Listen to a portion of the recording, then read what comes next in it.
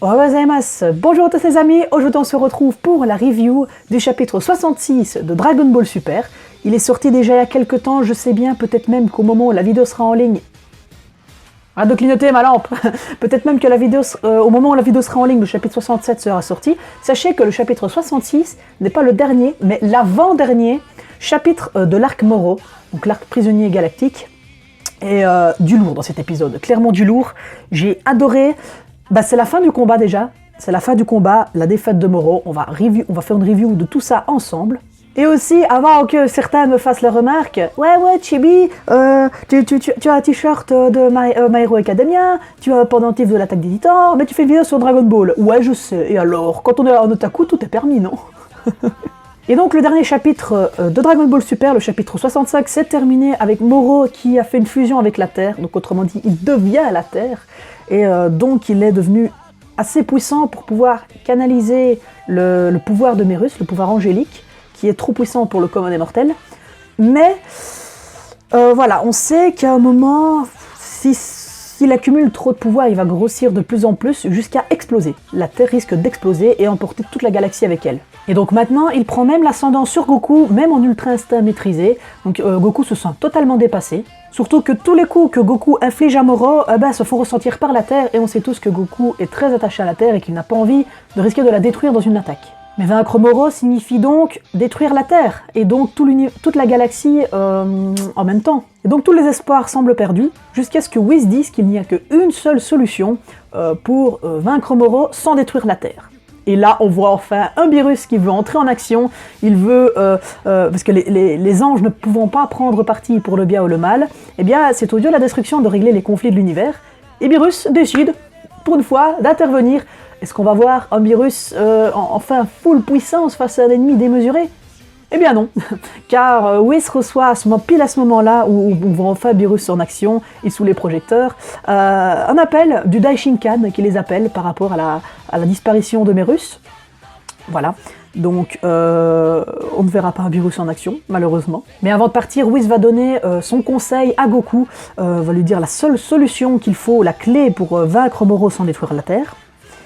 Et ce serait de lui exploser le petit cristal qui est sur le front. Alors t'as un mec énorme, enfin je sais pas, Moro, je sais pas, c'est quand même démesuré, et pète le cristal qui est sur son front. Un genre tranquille, il sait qu'il en est capable. Oui, lui dit, je sais que t'en es capable, voilà, tu es le seul à pouvoir sauver ta planète que tu aimes tant, moi je dois y aller. Et au passage, joli plan de Whis qui d'un doigt bloque le coup de poing de Moro. C'est vraiment... On se rend pas compte de la puissance de Whis, en fait, il est constamment en ultra instinct, il n'a pas de forme particulière, ni de couleur, il est en ultra instinct, mais encore un cran au-dessus, il n'a pas besoin de déployer une certaine aura, ni de gonfler son corps, comme le fait Goku pour pouvoir contenir les coups. Non, il donne une pichenette et dévie le coup. Voilà, j'ai bien apprécié ce plan-là. Et donc Goku se retrouve seul face à Moro, et il doit détruire le petit cristal qui se referme de plus en plus, il se fait engloutir un peu par la grande masse de Moro. Et on voit enfin Vegeta en action, le retour de Vegeta. Vegeta qui vient et qui utilise sa scission spirituelle, je crois que c'est ça le mot, qu'il a appris chez les Yardrats, pour diviser le pouvoir de Moro, pour en prendre une partie. Et donc ce qui fait que le cristal va redevenir à sa taille normale. Et donc Goku maintenant fonce à l'assaut du cristal avant qu'il ne soit trop tard. Il pulvérise tous les membres de Moro, voilà, il arrive enfin il arrive au cristal. Mais il se fait attraper. Voilà, il est bloqué, il ne peut plus rien faire, donc Goku n'est plus en ultra instinct. Il est revenu à sa forme normale, il a perdu le ki divin. Et c'est alors que Jaco semble avoir un plan derrière la tête et s'en va. Voilà, on ne sait pas encore pour le moment ce qui va se passer avec ça et si ça a une quelconque importance.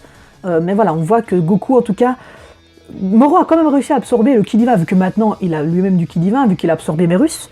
Voilà, ça semble perdu pour tout le monde.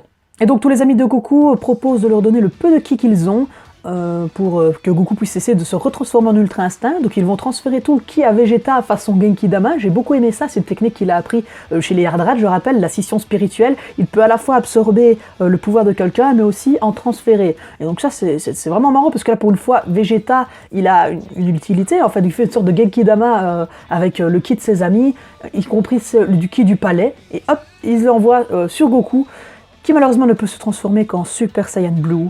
Voilà, il peut pas aller en Ultra Instinct parce qu'à mon avis il lui faut du ki divin. Et Krillin nous rappelle que si Moro explose, c'est toute la galaxie qui explose avec, donc on ne pourra pas utiliser les super Dragon Ball pour éventuellement ressusciter les planètes détruites et ressusciter les habitants. Voilà, donc tous les espoirs sont perdus, il n'y a rien à faire, il faut péter le cristal. Et quand tout semble perdu, une énorme boule de ki apparaît dans le ciel et vient apparemment de très très loin. Vegeta lui-même ne sait pas identifier le ki, il ne sait pas de qui il vient, personne ne sait de qui il vient, sauf Goku qui dit « Je ne sais pas de qui ça vient, mais c'est du ki divin ».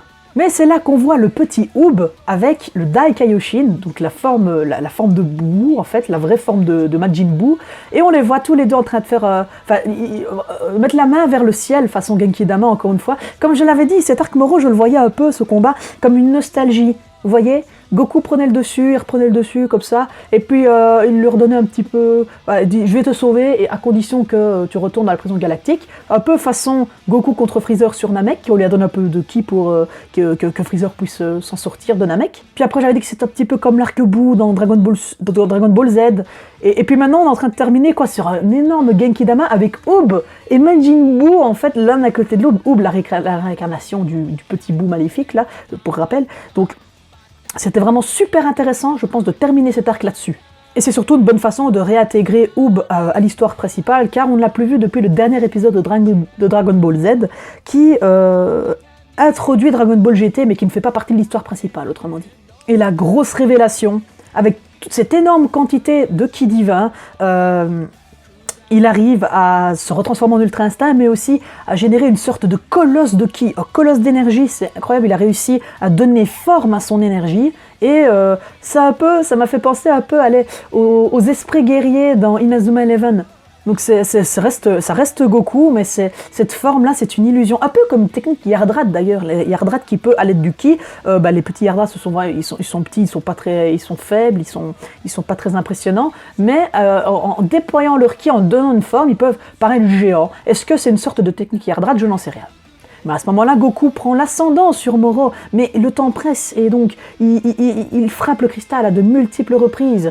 Et le cristal, bam, explose enfin. Moro disparaît sans exploser la Terre. Whis sourit voyant que Goku a encore réussi à surpasser ses espérances. Il savait que Goku en était capable, mais il a vu que Goku avait encore passé un stade au-dessus de l'Ultra Instinct, et donc c'est vraiment juste incroyable cette fin-là. C'est vraiment, de tout Dragon Ball Super, allez. Mon arc préféré de Dragon Ball Super, c'est la résurrection de Freezer, avec le Super Saiyan Blue. Le deuxième, c'est l'arc Goku Black et Zamasu. Mais je pense que Moro vient de passer numéro 2, là. Je pense que Moro vient de passer numéro 2. Cet arc est incroyable. J'ai vraiment hâte de voir l'adaptation d'animé. Et pour terminer, les dernières images, Goku se retourne vers ses amis. Il fait un pouce et un beau sourire. En mode, j'ai gagné les amis, la paix est revenue. Et on voit tous ses amis qui courent vers lui, super heureux de voir que Goku a encore réussi à sauver la Terre. En final, il la sauve bien beaucoup de fois, la Terre. Et voilà, j'ai trouvé ça vraiment génial.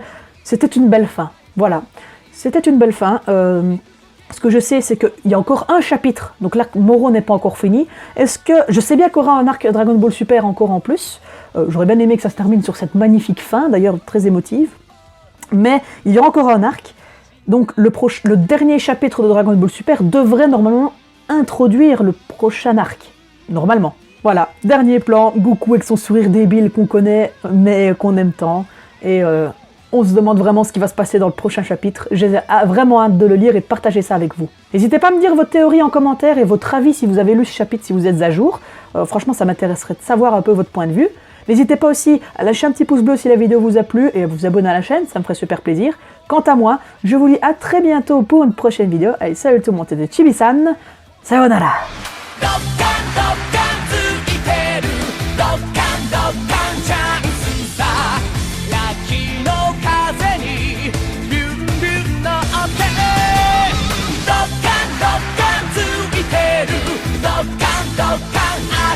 Come on.